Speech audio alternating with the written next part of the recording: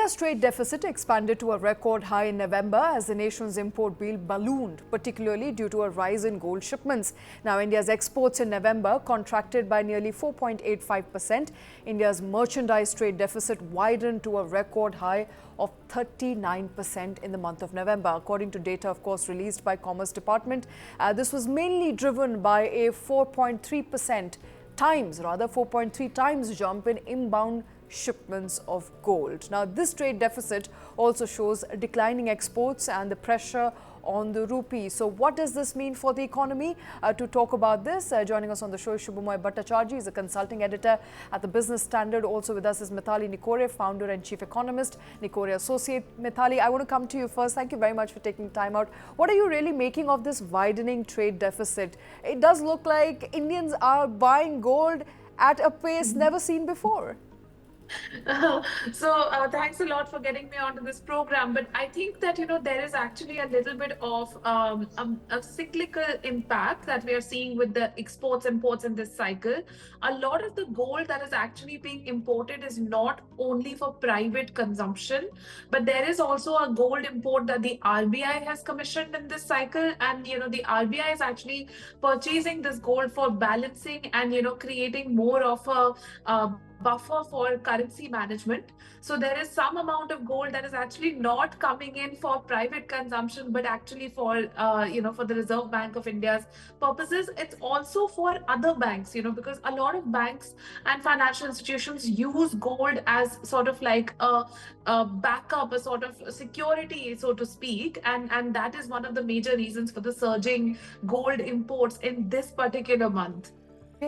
Would it be right to say, therefore, that India's trade deficit, at least in the month, is ballooning on the back of gold demand? And what exactly is leading to this gold demand? As you rightly pointed out, it's not just personal consumption, it's also banks which are, hedging on gold. Would it be possible to right now draw parallels between what's happening geopolitically, the uncertainty around, active wars outside of Asia, in Asia as well? Could that be the reason why gold demand is higher? So, as we've seen, Shweta, one of the major challenges that India has been having over a longer period of time, I would say, over a longer horizon of the last 6 to 8 months, is that we have had to balance our currency in the international markets a number of times. The RBI has sold rupees at least 3 or 4 times this year in order to balance, this exodus and flight of capital from India, and keep the currency at a balanced sort of level with respect to the dollar. Now, when we see this kind of a scenario is going to come up again and again because of geopolitical uncertainties, because of changes in the US monetary policy. We saw that the minute the Fed cuts rate, we see there's a huge flight of capital that goes towards towards the US economy. As borrowing in the US becomes cheaper, investments are also spurred in the US economy, and investors are sort of taking out their capital from emerging markets. So in a lot of these macro developments, the RBI and even private banks have to manage currency. They have to manage the overall money demand in the economy, and hedging against the gold and keeping that gold as a buffer stock is critical. It's essential. All right. In fact, Shubhamoy Bhattacharjee, I beg your pardon, also joining us on the show. Shubhamoy, trade deficit widening to the tune of about $37.84 billion from 27 in the month of October. Are you worried, and what does it really mean for the economy? Well, the reason why the trade deficit has expanded is primarily because what we had always been expecting, that the international, the export market will become stiff. So it is quite, in line with our expectations. I still won't think that for the entire year, the current account deficit will go beyond 2% of GDP. And the reason for that is that the service exports have actually sort of, got into sort of compensate to some extent for the trade, for the worsening of the goods market. If you look at it in terms of our electronics exports and our agricultural exports, those are actually doing well. It is some of the old mainstays like chemicals, uh, metals, those are not picking up, and that they are not picking up. I mean, or rather, they have slipped, and they have slipped because principally because there is a problem in terms of the international market. So that I think that weakness will continue. However, and but I would still say that the bottom line would remain that in this financial year, I would not expect the CAD to go beyond 2, because that's where the impact on the economy is about. Where does that percentage lie? Why is it so important, that current account deficit? Because that shows how much are we investing. I mean, asking for investment from abroad, the gap that we are looking to fill up. All so right. 2% is reasonably okay. Yeah. All right. So, therefore, would it be right to suggest, Shubhamoy, you believe that this is cyclical and perhaps in the month of December, this deficit may be narrowed? And what's the impact on rupee you're looking at least in the immediate run? Well, that's an interesting thing. In fact, sometime earlier in this very channel, I had discussed this, and I am one of those ones who strongly believe that a weaker rupee is a good thing. We have a lot of problems in terms of our tariffs. Our tariffs are higher compared to our trade partners. Our competitiveness in terms of our productivity in many sectors aren't particularly strong. Where we can score, and we would score, is in terms of a weaker rupee. A weaker rupee actually makes our products cheaper, exports. In fact, it is particularly useful for the small and medium enterprises, for which accounts for a large part of our exports. So for them, a weaker rupee gives a much better access to global markets. So I really do believe that the weaker rupee is something that we could do with at this point. And if RBI actually doesn't push to stabilize the rupee, I mean, it can smoothen out volatilities, but if it doesn't try to sort of, set a particular rate, which actually it says it doesn't, that will be very good. Yeah. All right, Mitali, I see you nodding there. Contrary to what a lot of people believe in general, every time there's a news on a rupee further devalued vis-a-vis dollar, a lot of heads are rolled and people are not very happy with the ruling dispensation. Do you agree a weaker rupee could be of advantage and will be of advantage going forward? If yes, could you also break it down for our viewers? How?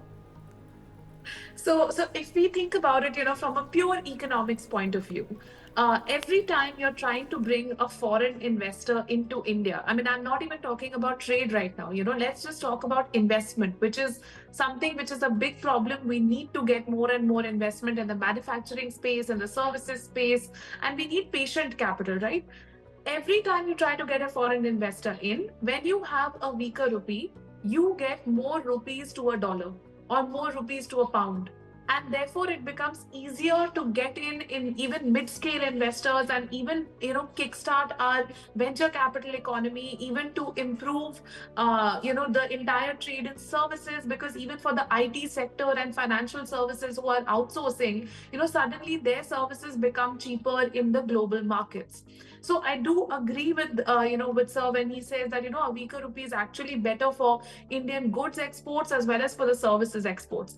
But having said that, what India needs, and it needs this on an urgent basis to expand trade overall, is to improve the experience of trading. I mean, we have to have that ease of doing business, ease of trading. The number of regulations that are even required today for an exporter are so difficult to understand that unless we ease those processes, there's only a limit to which we can make our rupee weaker, right?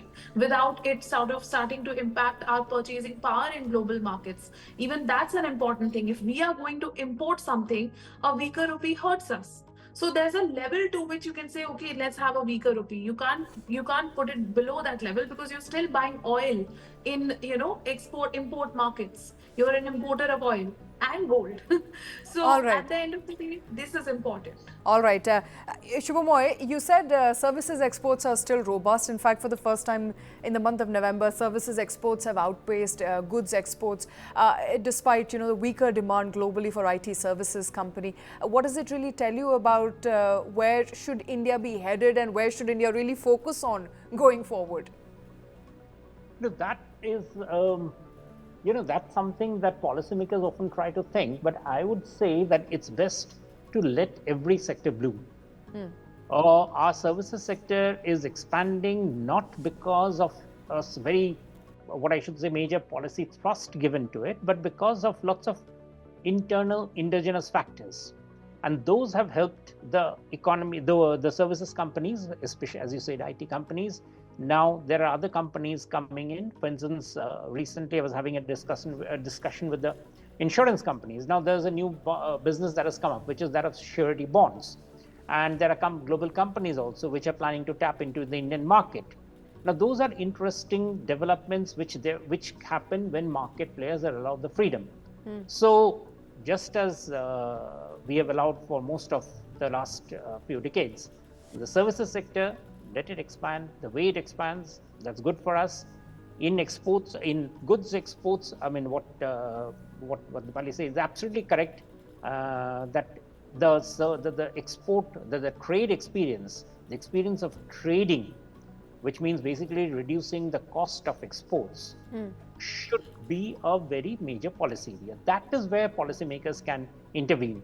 And things like, for instance, ensuring that there's a faster turnaround at the ports, which have started happening, but much more. For instance, sending a container to any of our ports is still a very difficult exercise.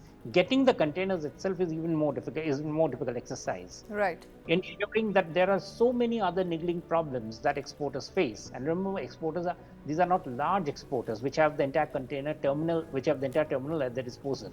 They're like piece goods exporters. So ensuring that they can do their work faster, smoother. I think there's a lot to be said for that. Yes. All right. And in fact, before you joined us, we were talking about gold imports, which has been an outlier this year, especially in the month of November, from about $3.4 billion dollars in previous year to about $14.8 billion. It's climbed to a record high, in fact, in the month of November. Do you believe that government's decision to reduce gold import duties from 15% to 6% could have contributed to gold imports? And in the long run, is it good, bad, something that we should be worried about? Well, that automatically means that is a good policy decision. If in the process, what you're alluding to is that quite a bit of contraband gold is coming into the legal channel, so that automatically helps the government. That the government can track it. That the import percentage, I mean, the cost of import is actually showing up. It wasn't showing up earlier, which doesn't mean that the import wasn't happening. So the fact that the government has got a steady hand, gets a look into how much has been imported is good enough. So, of course, I won't hazard a guess of how much of contraband has moved into the legal channel, but to the extent that it has, that's a welcome development. The important thing that's happening is also that that in the year, gold is a fairly seasonal product.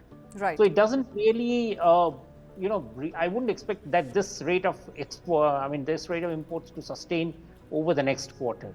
Gold bullion imports. I would say that it's more or less probably peaked out.